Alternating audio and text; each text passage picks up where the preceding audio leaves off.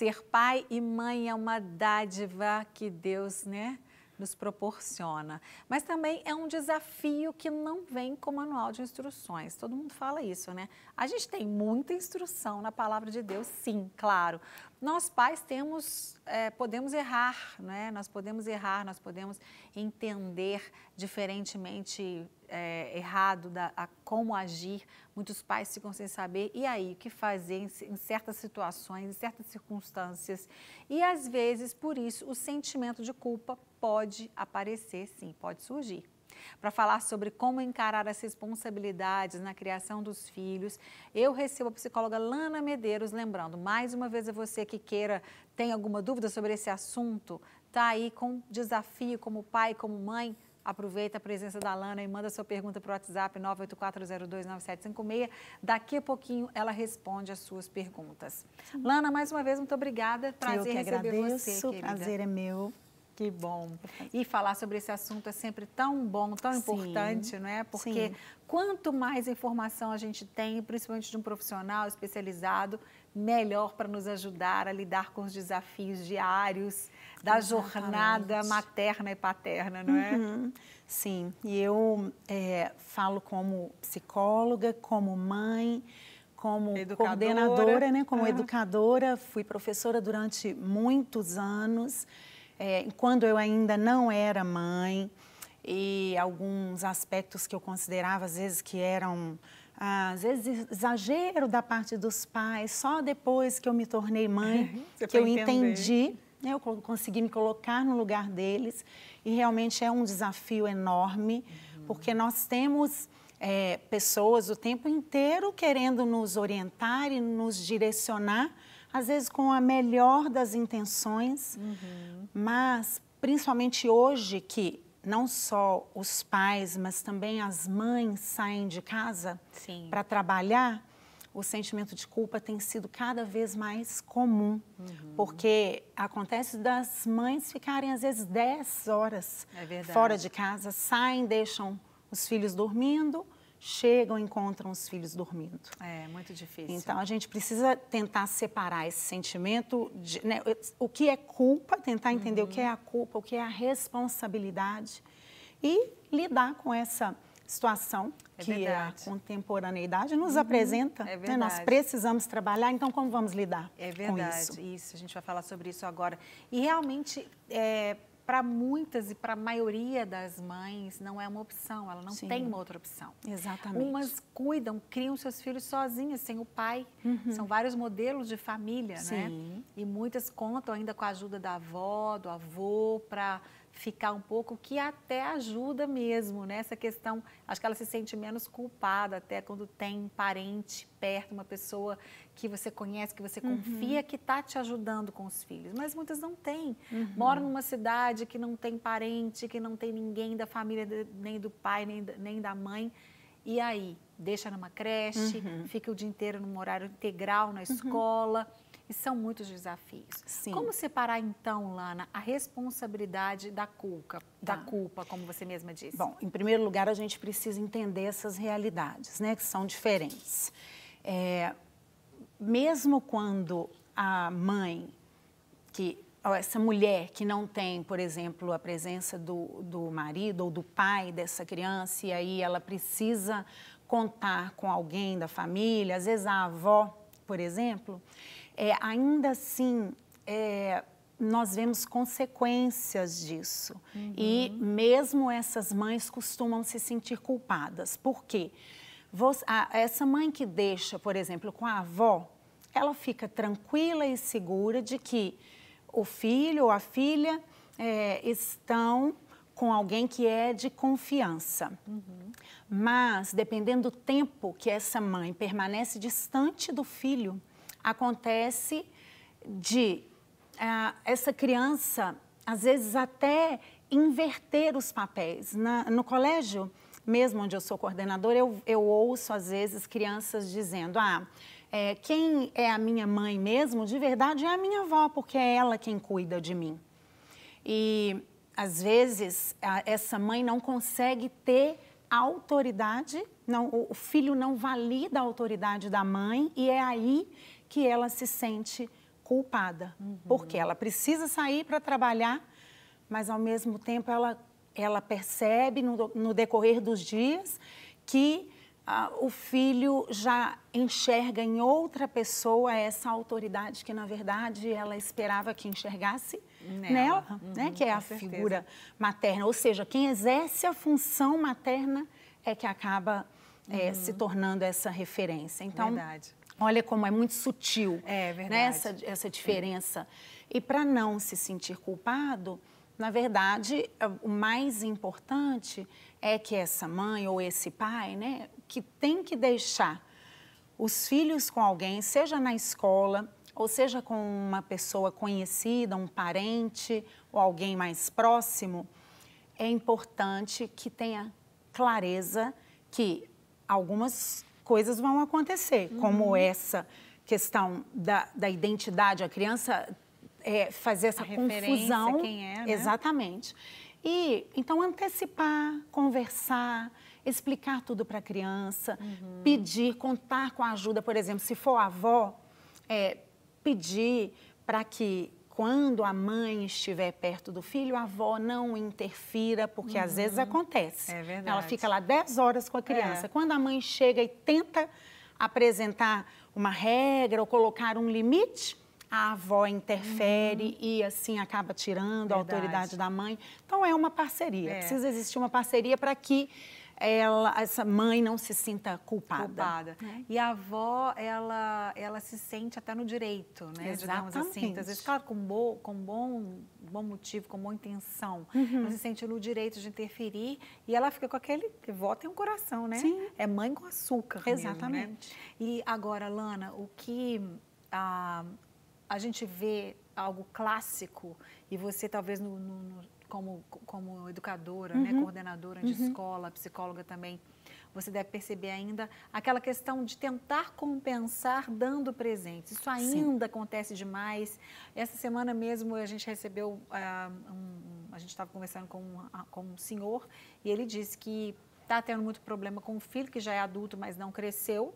E ele reconhece que ele errou muito com ele, porque ele não teve do pai uma condição boa e ele quis proporcionar tudo para o filho para compensar a ausência do tempo. Então, dava tudo que ele pensava e muito mais.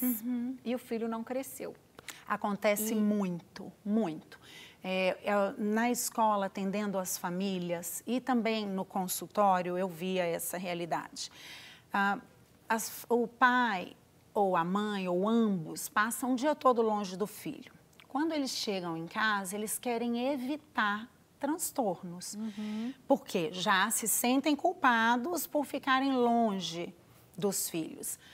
Então, quando eles estão em casa, a tendência é, deixa fazer, deixa ficar no celular, deixa dormir um pouquinho mais tarde, não vamos brigar. E geralmente vão adiando até essa colocação dos limites que é necessário, né? E desde bem pequenos. Então, às vezes, permitem, por exemplo, que a criança vá dormir na cama. Com eles. Isso pode interferir até no relacionamento do casal. Então, acontece e tem acontecido cada vez mais, Márcia. É verdade. E acontece também de eles se sentirem, desses pais se sentirem culpados, porque sabem que estão perdendo as rédeas, mas, por outro lado, eles não têm outra opção. E é aí que entra o papel, por exemplo, da escola, escolher uma escola que compactua com seus valores, com seus princípios, é muito importante. Com certeza. E ter essa escola como parceira vai ajudar muito. E escutar e validar a autoridade do professor, do coordenador, tudo isso ajuda também. É verdade, com certeza. Bom, vamos dar... Tem pergunta chegando aqui, eu vou ler depois, daqui a pouco. É a Cláudia. Cláudia, daqui a pouquinho lê sua pergunta aqui para a Lana, viu? Ela vai responder essa pergunta. A gente vai dar uma pausa aqui no bate-papo e conferir a opinião sobre criação de filhos do pastor Richard Guerra, responsável pela Lagoinha Gerações. Vamos ver, o pastor Richard fala. Eu sou o pastor Richard Guerra, da Lagoinha Matriz, responsável pelo Ministério Lagoinha Gerações, que é um ministério focado na família. E, na minha opinião, o governo pode fazer políticas públicas importantes para a questão da criança e do adolescente. A igreja pode oferecer boas escolas bíblicas para crianças e adolescentes também. A escola, através do seu currículo, pode atender várias demandas das crianças e dos adolescentes. Mas, na minha humilde opinião, a principal responsabilidade da criação de um filho é do pai e da mãe. Eles não podem terceirizar essa responsabilidade, é deles. Isso mesmo, concordo plenamente, pastor Richard. Beijo para você e para a Priscila, que tem 2 príncipes, né? 2 filhos queridos, lindos. Inclusive, você falou que ele foi seu líder. Um beijo para a Pri, para o Richard, foram meus líderes de célula. Olha só, que bênção, que delícia. Bom, e realmente é isso, né? Por mais que a gente conte com essa parceria da escola, da família, até de um profissional que vai ajudar. Eu tive, por exemplo, um profissional que me ajudou demais quando as crianças eram pequenininhas, uma pessoa competente, uma pessoa maravilhosa. Beijo, Edna, até hoje a gente é muito amiga. Por mais que você tenha essas pessoas, essas parcerias, não tem jeito. A responsabilidade da educação, da criação dos meus filhos é minha, do meu esposo. Exatamente. E, infelizmente, o mundo está tirando isso das pessoas, as pessoas estão se deixando levar. Existem pessoas, Lana, que até poderiam abrir mão de meio horário de trabalho, mas não querem abrir mão. É porque elas se acostumam com um padrão de vida, e principalmente antes de ter filhos, né? Se tem um padrão de vida, se você... E aí é até um conselho para você que ainda não tem filho, né? Se você deseja ter filhos e tem um padrão de vida, o ideal, se possível, é que você escolha o tempo para isso acontecer. É claro, né? Deus é que determina, mas nós geralmente nos planejamos, né? E é muito importante que você se prepare até para diminuir a carga horária. Eu fiz isso durante um tempo, até a minha filha completar mais ou menos 8 anos de idade, eu trabalhei durante meio horário. E eu estava acostumada com uma carga horária de trabalho e obviamente, com um salário que era maior e que caiu pela metade, mas eu aprendi até a controlar as minhas finanças a ponto de conseguir fazer as mesmas coisas que eu fazia quando eu tinha um salário que era maior. E aí, quando a minha filha ficou um pouco maior, por volta de 8 anos, eu voltei a trabalhar o dia todo. Mas essa primeira infância, principalmente até os 3 anos de idade, é fundamental a presença. E tem gente que ainda diz assim, isso é muito discutido, eu não tenho muito tempo, mas o tempo que eu estou com meu filho é um tempo de qualidade. Isso é discutível, nem sempre é um tempo de qualidade. Às vezes a criança precisa de mais. É verdade, né? Com certeza. Vamos continuar falando sobre esse assunto, mas vamos ver um depoimento de uma mãe agora. A Thaisa Freitas conta que sente culpa por muita coisa em relação à criação dos filhos, Lara e Theo. Vamos ver. Olá! Eu sou Thaisa Freitas, eu sou contadora e blogueira, sou mãe da Lara e do Theo. Eu costumo brincar que quando nasce uma mãe, nasce a culpa. O sentimento de culpa é um sentimento que acompanha a maternidade inteira. E engraçado que quando eu tive a Lara, eu não tive tanto esse sentimento. Eu continuei trabalhando fora, eu continuei fazendo as coisas que eu fazia, sem muita culpa, e eu achava isso lindo, e eu batia no peito para falar para todo mundo que ela ficava na escola o dia inteiro, mas que eu trabalhava, que eu estava feliz e ela também estava feliz. Até que eu tive o Theo. E quando eu tive o Theo, a rotina ficou muito mais louca, porque o pouco tempo que eu tinha para ficar em casa e para ficar com a Lara, eu teria que dividir com ele. Então eu comecei a perder muita coisa. E na época que ele estava pequeno, eu estava trabalhando numa empresa grande e era aquela rotina de horário muito louca, eu ficava até tarde, então acabava que eu não via muito da vida dele. Ele chegava da escola cansado, já estava quase dormindo. Quando eu chegava do trabalho, eu perdi momentos importantes, assim, do desenvolvimento dele. E isso me bateu um sentimento de culpa tão grande, mas tão grande, que eu abandonei o emprego, que era um bom emprego que eu tinha nessa empresa. E comecei, e como eu não consigo ficar parada, eu comecei a empreender por causa disso, para ter mais tempo com eles, porque a culpa de deixá-lo sozinho era muito grande. E assim, e aí tá, resolveu este lado da culpa, mas sempre tem outras culpas surgindo. Hoje a Lara tá com 6 anos, ela faz acompanhamento psicológico por questões emocionais dela, e a gente descobre, né, ao longo da terapia, que parte dessa carga emocional que ela traz é muito de nós, de como a gente educa, como que a gente conduz. E aí lá vem quem de novo? A culpa. A gente sente culpado por o que ela estar passando, também ter o nosso dedinho ali. Então assim, eu falo com todo mundo que a culpa é um sentimento que acompanha a maternidade. A gente faz o possível, que a gente tenta da maneira, né, que pode. Então é isso. A culpa foi de quando eu trabalhava muito, estava com eles, e aí a culpa foi de eu ficar em casa e achar que estava mimando demais. Aí hoje eu trabalho muito de novo e é a culpa de estar trabalhando muito. Aí depois vem a culpa da Lara ter alguns problemas que podem ser reflexo nosso. E é isso. A culpa vai estar sempre com a gente, mas a gente tem que saber contornar, né? Obrigada, beijo. Beijo, Thaisa, obrigada. Bom, eu vou só mudar o nome do seu sentimento, que pelo que nós estávamos conversando aqui, Alana, não que nasce uma mãe, nasce uma culpa. Eu acho que é sempre o desejo de fazer melhor. A gente sempre tem o desejo de que a gente pode ser melhor, mas não significa que a gente tenha culpa o tempo todo. Exatamente. Eu sei que você tem, de repente, um perfeccionismo como mãe, não é? Quer ser a melhor mãe do mundo, quer ser a mãe perfeita. Nós jamais seremos perfeitos. Eu, por exemplo, estava falando aqui com a Alana, ela também concordou comigo, que eu nunca me senti culpada na criação das minhas filhas. Não que foi fácil, não é fácil. A gente tem desafios, a gente tem...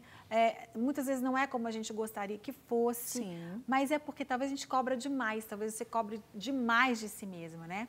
E todas essas questões, né, a maturidade dela vai acontecer. E esse equilíbrio, eu acho que é o equilíbrio, né, Alana? Exatamente. De nem tanto ao mar, nem tanto à terra, nem trabalhar demais e nem mimar demais. E a gente vai aprendendo ali, né, com a nossa própria história. Eu substituiria, talvez, né, Thaisa, quando nasce uma mãe, nasce a culpa, talvez nós pudéssemos dizer, quando nasce uma mãe, nasce a responsabilidade. Isso nós temos a certeza de que com a maternidade nós temos, sim, a responsabilidade de zelar por essa criança, pelo desenvolvimento espiritual, moral, cognitivo, social, físico, motor, tudo, por todo o desenvolvimento. E hoje, principalmente, né, num tempo em que uma criança de 2 anos já tem em mãos um celular. Imagine até só, menos, nós temos que menor. monitorar, então se não estamos em casa, hoje já temos até programas que, mesmo estando longe dos filhos, nós conseguimos monitorar tudo aquilo que eles estão fazendo no celular. Não é vigiar, mas é uma independência monitorada até que eles se tornem autônomos. Claro, eles não têm o suficiente e capazes de discernir o que é adequado e o que é inadequado. Verdade, não é? É verdade. Então, viu, Thaisa?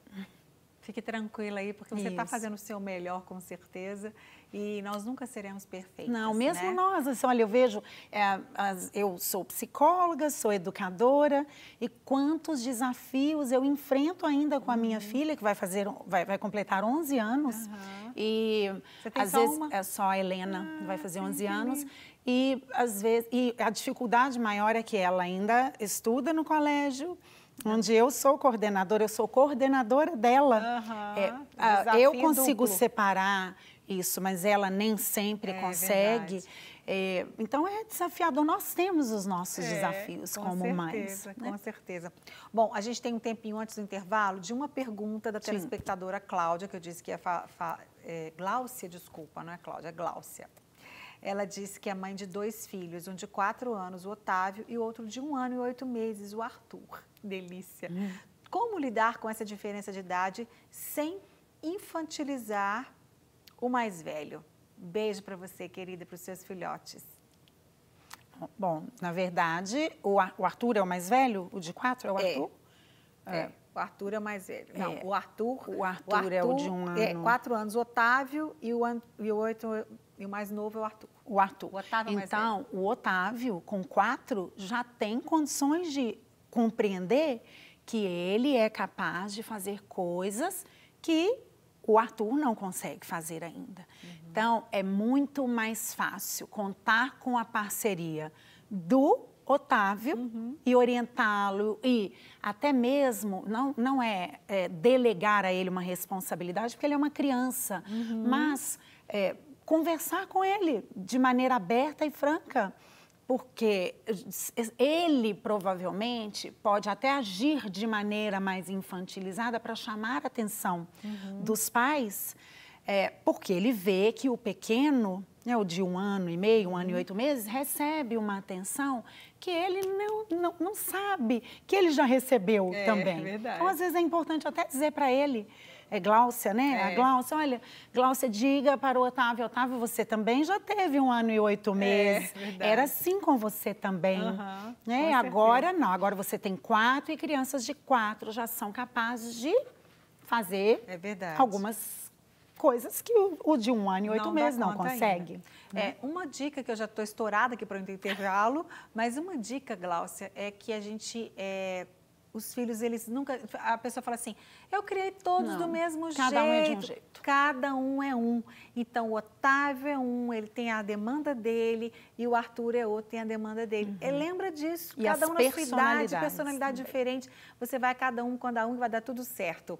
Marília, linda, minha amiga querida, diz que você é coordenadora de formação do colégio. Sou. E ela ama você, Marilinha. Beijos. Oi, Marília. Onde eu vou mandar um beijo para ela? Ei, Marília. Marília é professora, querida, maravilhosa lá do maravilhosa. A Lana Medeiros, que é psicóloga e educadora, está aqui com a gente hoje. E a gente está falando sobre qual a diferença entre a responsabilidade e a culpa que muitas vezes os pais sentem na criação de seus filhos, né? A gente já falou aqui sobre várias coisas relacionadas à criação de filhos, esses aspectos tão importantes do tempo. A gente terminou nossa conversa falando um pouquinho sobre o tempo de qualidade, que você citou, que alguns pais acham que estão dando tempo de qualidade. Por ser pequenininho, ele tenta se enganar, talvez, às vezes, né, Lana? Não, é um tempo muito pequenininho, mas é um tempo de qualidade. Você disse que é um risco, porque às vezes a criança ela demanda mais tempo. Mesmo sendo um tempo de qualidade, mas ela precisaria de um tempo maior também de quantidade, seria isso? Sim. O que acontece é que, às vezes, a família trabalha, os pais trabalham a semana toda, de segunda a sexta, ou às vezes trabalham até no sábado. E aí eu já escutei e ainda escuto crianças dizendo assim, olha, no fim de semana eu fui sábado ao shopping e domingo ao supermercado. E foi isso que a criança fez na presença dos pais ou na companhia dos pais. É importante tirar um tempo para um passeio numa praça ou ir ao cinema juntos, andar de bicicleta, convidar um colega a sentar para jogar um jogo, principalmente hoje, né, que isso está cada vez mais escasso. As escolas têm tentado ajudar de alguma maneira, mas é importante dedicar mais tempo, principalmente quando são crianças menores. Porque quando eles começarem a crescer, são eles que não vão mais querer estar... Acontece, por mais vínculo que o filho tenha com o pai, com a mãe, tem aquela idade que é da pré-adolescência, que já não quer nem tirar foto mais paga mico com o pai e a mãe. Ah, não, né? Mãe, que vexame, né? Ah, não, pai, não me leva na escola, me deixa deixa lá. Isso. Então, é necessário, quando a criança é menor, que a família dedique um pouco mais de tempo sem justificar. O tempo que eu fico é 40 minutos, mas é um tempo de qualidade. E às vezes às vezes está ali no celular ou está prestando atenção na televisão e o filho ele tem uma atenção que é dividida e com isso ele também acaba tendo a autoestima prejudicada, porque... E outra coisa que acontece, no meu tempo, as pessoas da minha idade respeitavam muito os professores.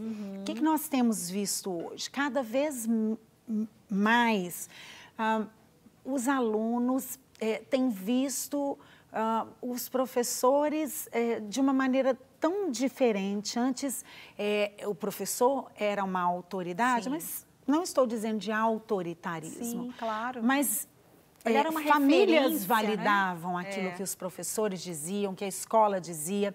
E o que está acontecendo é que, se essa criança não valida nem a autoridade dos pais, imagina se vai validar a autoridade do professor ou do colégio. Isso tem acontecido muito também. É verdade. Né?